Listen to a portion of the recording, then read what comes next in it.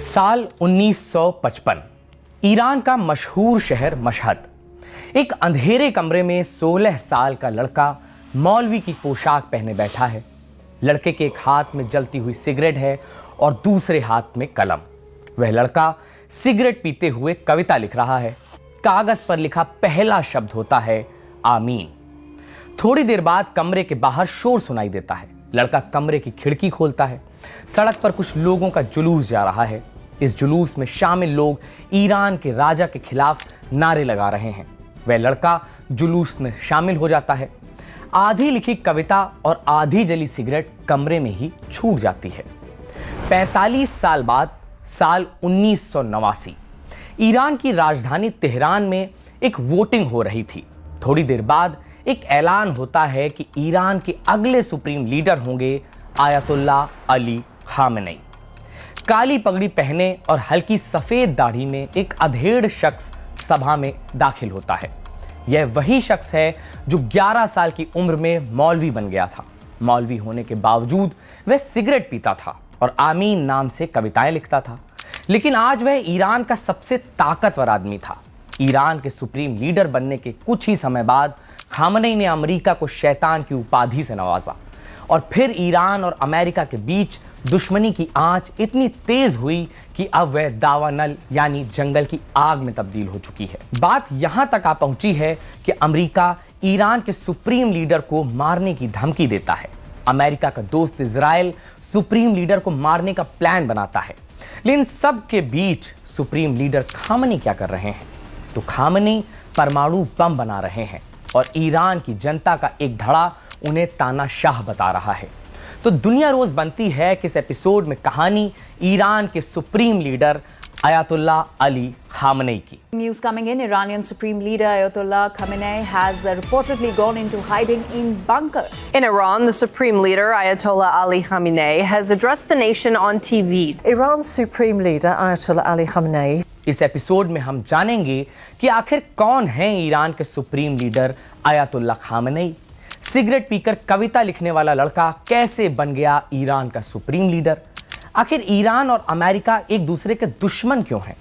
Khamenei supreme leader से तानाशाह कैसे बन गए और क्या अमेरिका खामेनेई को अगले कुछ दिनों में मारने वाला है? नमस्ते, मेरा नाम है मुकुल सिंह चौहान और आप देख रहे हैं जिस्ट की पेशकश दुनिया रोज बनती है।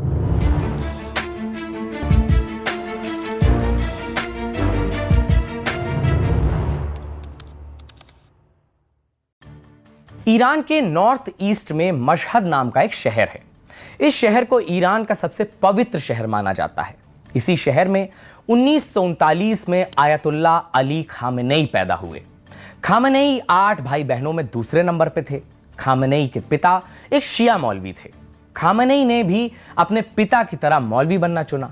खामेनेई अपनी आत्मकथा cell number 14 the autobiography of Ayatollah Khamenei में लिखते हैं, 1950 के दशक में मेरा दाखिला मशहद के एक इस्लामी स्कूल में हुआ।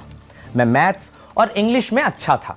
एक बार स्कूल के एक प्रोग्राम में मैंने कुरान की कुछ आयतें पढ़कर सुनाई। सबने मेरी तारीफ की और फिर मैंने मौलवी बनने का फैसला किया। जिस ईरान में खामेनेई पैदा हुए वह ईरान आज के ईरान से बिल्कुल अलग था।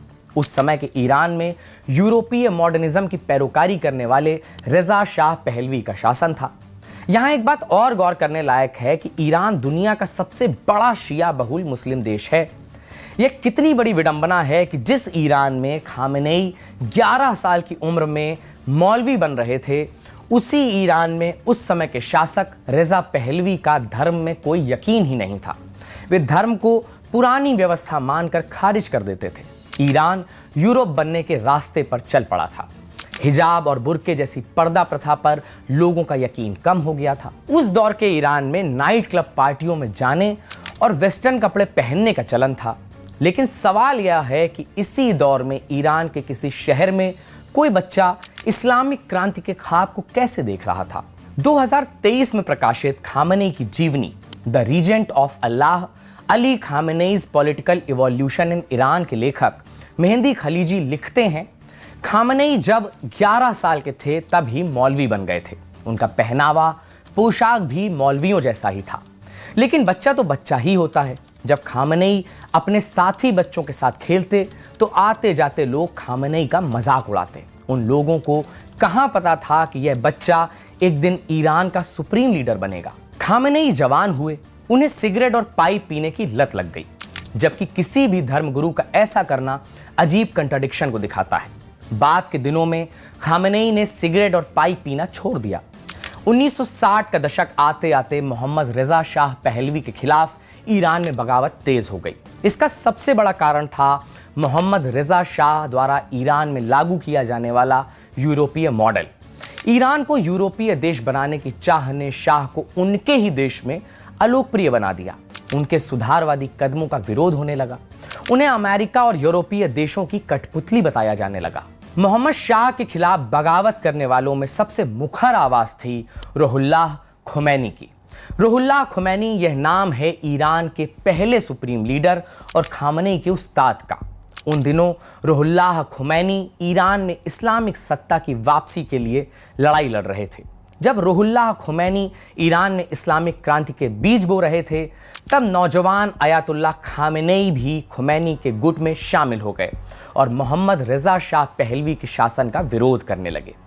पहलवी शासन के खिलाफ विरोध प्रदर्शनों के दौरान अली खामेनेई को 6 बार जेल में डाला गया।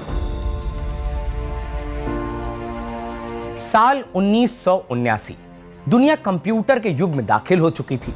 मॉडर्निज्म दुनिया की सड़कों पर दौड़ने को आमादा था। लेकिन उसी समय मिडिल ईस्ट के सीने यानी ईरान में एक क्रांति हुई। यह क्रांति इस्लामिक क्रांति के नाम से जानी गई। ईरान के आम लोगों ने रजा शाह पहलवी के राजतंत्र को उखाड़ के फेंक दिया। शाह विरोधी खुमैनी की ईरान में 15 साल बाद वापसी हुई। राजधानी तेहरान में लाखों लोगों ने खुमैनी का स्वागत किया। ईरानी लोगों की आंखों में खुमैनी एक उम्मीद की तरह थे, लेकिन हुआ इसका ठीक उल्टा। ईरान में इस्लामिक क्रांति के बाद रुहुल्लाह खुमैनी को ईरान का सुप्रीम लीडर बना दिया गया। खुमैनी के सुप्रीम लीडर बनते ही ईरान की सत्ता पर कट्टर इस्लामिक मौलवियों का कब्जा हो गया। तमाम मॉडर्निज्म को वेस्टर्न साजिश करार देकर खत्म किया जाने लगा। मौलवियों के फतवे कानून का काम करने लगे। इन मौलवियों में सबसे बड़ा नाम था आयतुल्लाह अली खामेनेई का। यहां आपको हम क्लियर कर दे रहे हैं कि खुमैनी और खामेनेई अलग अलग हैं। खुमैनी ईरान के पहले सुप्रीम लीडर थे और आज के सुप्रीम लीडर हैं खामेनेई। इस्लामिक क्रांति को अभी 2 साल भी नहीं बीते थे कि साल 1981 में खामेनेई की हत्या करने की कोशिश की गई। खामेनेई उस रोज राजधानी तेहरान में एक न्यूज़ कॉन्फ्रेंस को संबोधित कर रहे थे। उनके ठीक पास में रखा हुआ टेप रिकॉर्डर अचानक से फटा। दरअसल इस टेप रिकॉर्डर में बम रखा हुआ था। इस हमले में खामेनेई बुरी तरह घायल हो गए। खामेनेई के दाएं हाथ में लकवा मार गया और एक कान से सुनने की क्षमता चली गई, लेकिन खामेनेई जिंदा बच गए। इस हमले के बाद खामेनेई का रुतबा पूरे ईरान के साथ साथ पूरी दुनिया के इस्लामिक वर्ल्ड में बढ़ गया। उन्हें इस्लाम की हिफाजत के लिए लड़ने वाले योद्धा के तौर पर पेश किया जाने लगा। दरअसल खामेनेई पर यह हमला मुजाहिदीन खल्क ने किया था, जो उन दिनों इस्लामी शासन के खिलाफ ईरान में सक्रिय थे। अपने ऊपर हुए जानलेवा हमले के बाद तेहरान की सभा में बोलते हुए खामेनेई ने कहा था, अगर मेरा दिमाग और जीभ काम करता रहे तो मुझे हाथ की जरूरत नहीं है। मेरे लिए मेरा दिमाग और जीभ ही काफी है। खामेनेई अभी चोट से उबरे भी नहीं थे कि उन्हें ईरान के राष्ट्रपति का चुनाव लड़ना पड़ा। अचानक इसलिए क्योंकि एक बम धमाके में ईरान के तत्कालीन प्रधानमंत्री और राष्ट्रपति दोनों की मृत्यु हो गई थी। अब आपके जहन में एक सवाल उपजा होगा कि ईरान में जब सुप्रीम लीडर हैं तो फिर राष्ट्रपति और प्रधानमंत्री क्या कर रहे हैं? तो इसका जवाब है 1979 में हुई इस्लामिक क्रांति के बाद ईरान में इस्लामिक गणतंत्र की स्थापना हुई। यहाँ राष्ट्रपति और प्रधानमंत्री तो चुने जाते हैं, लेकिन पावर जो होती है वो सुप्रीम लीडर के हाथों में होती है। यह एक शिया इस्लामी सिद्धांत है जिसे विलायते फकी कहा जाता है। अब हम अपनी कहानी पर लौटते हैं। राष्ट्रपति और प्रधानमंत्री की हुई आकस्मिक मौत के बाद खामेनेई ने राष्ट्रपति का चुनाव लड़ा और खामेनेई राष्ट्रपति का चुनाव जीत भी गए। 1981 से लेकर 1989 तक यानी करीब 8 साल तक खामेनेई ईरान के राष्ट्रपति रहे। जब खामेनेई ईरान के राष्ट्रपति थे तभी इराक के तानाशाह सद्दाम हुसैन ने ईरान पर हमला कर दिया। इसके बाद इराक और ईरान में तकरीबन 8 साल तक युद्ध चलता रहा। साल 1989 इसी समय ईरान के पहले सुप्रीम लीडर रूहुल्लाह खुमैनी, जिन्होंने रिजा शाह पहलवी के खिलाफ लड़ाई लड़ी थी, उनका भी निधन हो गया। अब सवाल था कि ईरान का अगला सुप्रीम लीडर कौन होगा। सामने एक ही नाम था, आयतुल्लाह अली खामनेई। यहां एक बात और गौर करने लायक है कि खामनेई को जब ईरान का सुप्रीम लीडर बनाया जा रहा था तो खामनेई खुद इसके लिए तैयार नहीं थे। खामनेई का मानना था कि वे धर्म के इतने जानकार नहीं हैं कि उन्हें सुप्रीम लीडर बनाया जाए। लेकिन खामनेई की लोकप्रियता इतनी थी कि ईरान के संविधान में बदलाव करके खामनेई को ईरान का सुप्रीम लीडर घोषित किया गया। अब आप सोच रहे होंगे कि सुप्रीम लीडर क्या होता है, तो जैसा कि नाम है समझ में आ रहा होगा कि सुप्रीम लीडर यानी सबसे बड़ा नेता। सुप्रीम लीडर बनने के बाद खामनेई ने ईरान की सत्ता पर अपनी मजबूत पकड़ बनानी शुरू की। आज 36 साल से ज्यादा हो गए, पूरी दुनिया बदल चुकी है, लेकिन खामनेई अभी भी ईरान के सुप्रीम लीडर हैं। लेकिन एक और कहानी जस की तस वैसी ही चल रही है। यह कहानी है अमेरिका और ईरान की दुश्मनी की कहानी।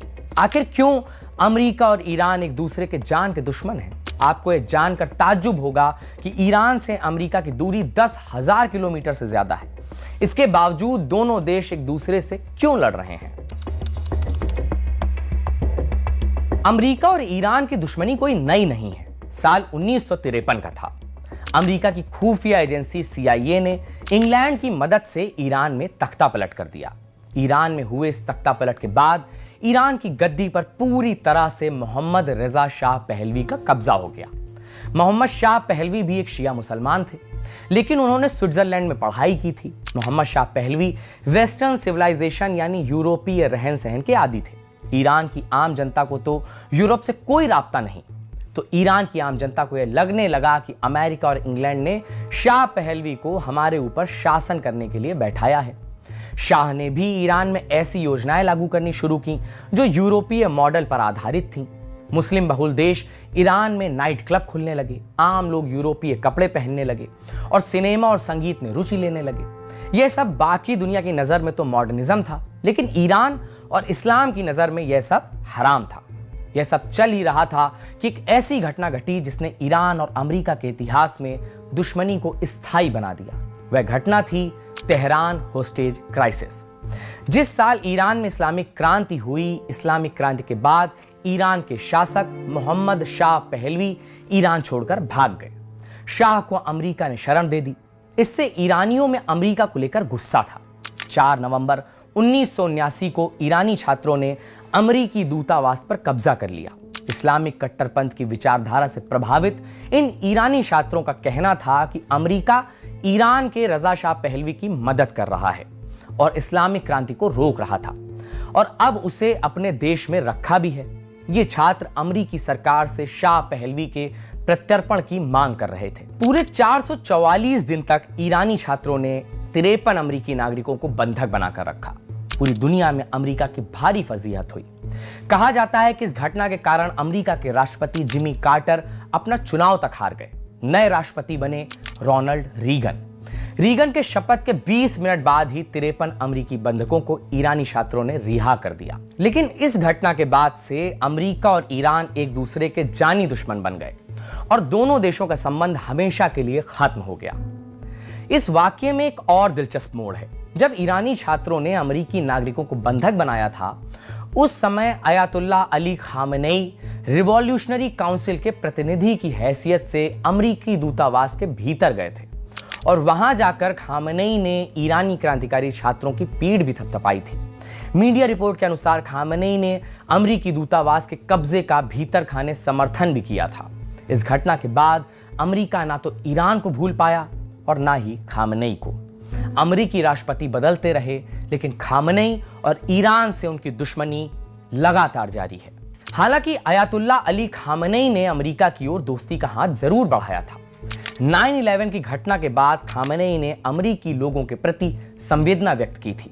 राजधानी तेहरान की सड़कों पर हजारों लोगों ने अमेरिकी नागरिकों को श्रद्धांजलि देते हुए कैंडल मार्च निकाला। एक तरफ खामनेई दूसरे देश के नागरिकों के मारे जाने पर संवेदना व्यक्त कर रहे थे, तो वहीं खुद उनके देश में आम ईरानियों पर अत्याचार का सिलसिला शुरू हो चुका था।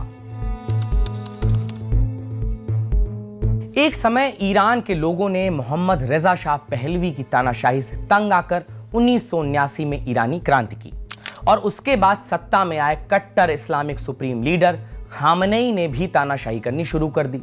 यानी जिसने तानाशाही का हवाला देकर क्रांति की, आज वो खुद तानाशाह बना बैठा है।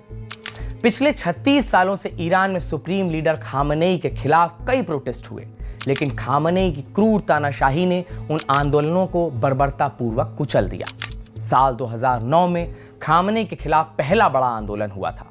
ऐसा दावा किया गया कि खामनेई के आदेश पर राष्ट्रपति के चुनाव में धांधली की गई। इस धांधली को लेकर लोग आंदोलन कर रहे थे, लेकिन खामनेई ने इस आंदोलन को पुलिस बल की मदद से दबा दिया। इस आंदोलन में 100 से ज्यादा लोग मारे गए। यह पुलिस कोई आम पुलिस नहीं है, यह खामनेई द्वारा बनाई गई IRGC यानी इस्लामिक रिवॉल्यूशनरी गार्ड कॉर्प्स है, जिसका काम खामनेई के खिलाफ होने वाले प्रदर्शनों को बर्बरतापूर्वक कुचल देना है। खामनेई के खिलाफ दूसरा बड़ा आंदोलन 10 साल बाद 2019 में हुआ। यह आंदोलन तेल की कीमतों में हुई बढ़ोतरी के कारण हुआ था। इस बगावत में ईरानी नागरिक डेथ टू डिक्टेटर जैसे नारे लगा रहे थे। इस बगावत को भी खामनेई के आदेश पर कुचल दिया गया। इसमें करीब 1500 से ज्यादा लोगों के मारे जाने की खबर है। तीसरी बगावत 2022 में हुई, जब महसा अमीनी नाम की 22 साल की एक लड़की को हिजाब न पहनने के जुर्म में पुलिस हिरासत में लिया गया। महसा अमीनी के साथ पुलिस ने मारपीट की, जिसके कारण उसकी मौत हो गई। इसके बाद पूरे ईरान में हिंसा भड़क उठी। यह आंदोलन करीब 1 साल तक चला। इसे भी खामनेई की तानाशाही सत्ता ने दबा दिया। खामनेई के खिलाफ आखिरी बगावत दिसंबर 2025 में हुई। इस आंदोलन में तो 10,000 से ज्यादा ईरानी प्रदर्शनकारियों के मारे जाने की खबर सामने आई है। डोनाल्ड ट्रंप तो 32,000 का आंकड़ा बताते हैं। एक तरफ खामनेई अपने नागरिकों की बगावत का सामना कर रहे हैं, तो वहीं दूसरी तरफ अमेरिका और इजराइल उन्हें मारने का प्लान बना रहे हैं। खामनेई ने अपने भाषणों में कई बार कहा है कि अमेरिका और इजराइल दोनों शैतान हैं। खामनेई यह भी कहते हैं कि अमेरिका बड़ा शैतान है और इजराइल छोटा शैतान। खामनेई हमेशा इजराइल के खिलाफ भी बयान देते रहते हैं। आज से करीब 8 साल पहले ही खामनेई ने इजराइल के बारे में बोलते हुए कहा कि इजराइल एक ट्यूमर है जिसमें अब कैंसर हो गया है। इसका एक ही इलाज है, इसे काट कर फेंक दिया जाए। जब ट्रंप अमेरिका के दोबारा राष्ट्रपति बने तो अमेरिका और ईरान में तकरार और बढ़ गई। इजराइल के प्रधानमंत्री बेंजामिन नेतन्याहू ने जून 2025 में ABC न्यूज चैनल को दिए एक इंटरव्यू में कहा कि खामनेई को खत्म करने से ही मिडिल ईस्ट की समस्या खत्म होगी। नेतन्याहू के बयान का लब्बो-लुआब यह था कि हम खामनेई को मारने का प्लान बना रहे हैं। पूरी दुनिया को पता है कि इजराइल के पीछे अमेरिकी सपोर्ट है, लेकिन नेतन्याहू का यह प्लान तब फुस हो गया जब अमेरिकी राष्ट्रपति ट्रंप ने खामनेई की हत्या का समर्थन ही नहीं किया। जून 2025 में जारी किए गए अपने एक बयान में ट्रंप ने कहा कि हमें पता है कि खामनेई किस बंकर में छुपे हैं, लेकिन हम अभी के लिए खामनेई को मारने नहीं जा रहे हैं। इस बयान को एक बार और पढ़िए। ट्रंप कह रहे हैं कि हम अभी के लिए खामनेई को मारने नहीं जा रहे हैं, लेकिन भविष्य की गारंटी ट्रंप ने नहीं ली है। यानी अमेरिका भविष्य में खामनेई को मार भी सकता है। अब ये बात ट्रंप ने लगभग 1 साल पहले कही थी। मौजूदा हालात यह हैं कि ईरान को अमेरिकी फौज ने चारों ओर से घेर लिया है। अमेरिकी सेना आसमान और समुद्र में भी अपने फाइटर जेट और युद्धपोत तैनात कर चुके हैं। ट्रंप लगातार ये कहते आए हैं कि ईरान का परमाणु कार्यक्रम अमेरिका और इजराइल के लिए खतरनाक है। यह बात सच है कि ईरान परमाणु हथियार बनाने की दिशा में काम कर रहा है। कई रिपोर्ट यह दावा भी करती हैं कि वह परमाणु हथियार बनाने के बेहद करीब है। दूसरी बात यह है कि ईरान गजा पर हुई इजरायली क्रूरता का विरोध करता है।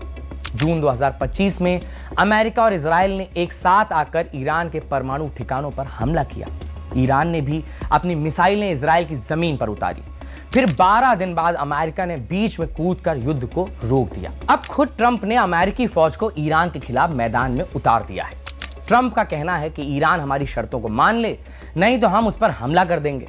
लेकिन ईरान भी ईरान ठहरा। वह भला ट्रंप की धमकियों से कब से डरने लगा। जग जाहिर है कि ट्रंप का निशाना ईरान के सुप्रीम लीडर खामनेई है। ट्रंप खामनेई को ईरान की सत्ता से बेदखल करना चाहते हैं और वहां अमेरिका की कठपुतली सरकार को लाना चाहते हैं, जैसा उन्होंने वेनेजुएला में किया और अमेरिका ने जैसा ईरान के बगलगीर देश इराक में भी सद्दाम हुसैन के साथ किया था। लेकिन ईरान ना तो वेनेजुएला है और ना ही इराक। खामेनेई को सत्ता से हटाने का एक ही रास्ता है, वो है उनकी हत्या। अमेरिका ने मिडिल ईस्ट में अपनी फौज उतारनी शुरू कर दी। भूमध्य सागर यानी मेडिटेरेनियन सी और फारस की खाड़ी यानी पर्शियन गल्फ में मिलिट्री ऑपरेशन की तैयारी कर रहा है। यानी अमेरिका ईरान को चारों तरफ से घेर चुका है। एक बात और ध्यान देने लायक है कि अमेरिका की मदद इसमें कई मिडिल ईस्ट देश भी कर रहे हैं। सऊदी अरब इन देशों में सबसे बड़ा नाम है। सऊदी अरब का अमेरिका के साथ होना इस बात की तस्दीक कर रहा है कि मिडिल ईस्ट पूरी तरह से बंट चुका है। अमेरिकी मीडिया एजेंसी CNN ने अपनी रिपोर्ट में दावा किया है कि अमेरिकी सेना अगले 7 दिनों के भीतर ईरान पर हमला कर सकती है। लेकिन अभी ट्रंप का आखिरी आदेश आना बाकी है। दूसरा सवाल यह भी है कि ईरान इस समय क्या कर रहा है। तो ईरान के सुप्रीम लीडर खामेनेई अंडरग्राउंड हो गए हैं। ईरान के परमाणु ठिकानों पर मुस्तैदी बढ़ा दी गई है और मिसाइलों पर से धूल साफ की जा रही है, यानी तैयारी इस ओर से भी है। तीसरा सवाल यह है कि अगर अमेरिका 86 साल के खामेनेई की हत्या कर देता है तो क्या होगा। मीडिया रिपोर्ट्स में दावा किया जाता है कि खामेनेई के 4 बेटों में से मुज्तबा ईरान के अगले सुप्रीम लीडर होंगे। हालांकि खामेनेई ने ऐसी कोई घोषणा कभी नहीं की है। एक तरफ अमेरिकी राष्ट्रपति ट्रंप ईरान पर हमला करने को तैयार हैं, तो वहीं दूसरी ओर खामेनेई ट्रंप को जवाब देने की तैयारी कर रहे हैं। लेकिन यहीं से एक जरूरी सवाल उपजता है कि इसमें आम ईरानी नागरिकों का क्या कसूर है। आम ईरानी एक तरफ अमेरिकी हमलों के डर से जूझ रहा है, तो दूसरी ओर खामेनेई की तानाशाही से। जाते जाते एक शेर सुनते जाइए जो इस समय के लिए मुफीद है। जिधर भी चाहो धुआं उड़ा दो, जिधर भी चाहो धमाल कर दो, तुम्हें सियासत ने हक दिया है, हरी जमीनों को लाल कर दो। ट्रंप और खामेनेई यही कर रहे हैं। आप धुआं उड़ने और जमीन के लाल होने का इंतजार कीजिए। दुनिया रोज दर रोज इतनी तेजी से बदल रही है कि आप तक यह एपिसोड पहुंचे तब तक कुछ ना कुछ बदल चुका होगा। तभी तो हमने अपने इस कार्यक्रम का नाम रखा है दुनिया रोज बनती है। दुनिया रोज बनती है कि इस एपिसोड को हमेशा की तरह हमारे साथी शुभम ने लिखा था। आप हमारा साथ दें, दुनिया रोज बनती है कि प्लेलिस्ट पर जाएं और हमारे और भी एपिसोड्स को देखें, हमें सुझाव दें और कमेंट करके ज़रूर बताएं कि ये एपिसोड आपको कैसा लगा। वीडियो देखने के लिए बहुत बहुत शुक्रिया।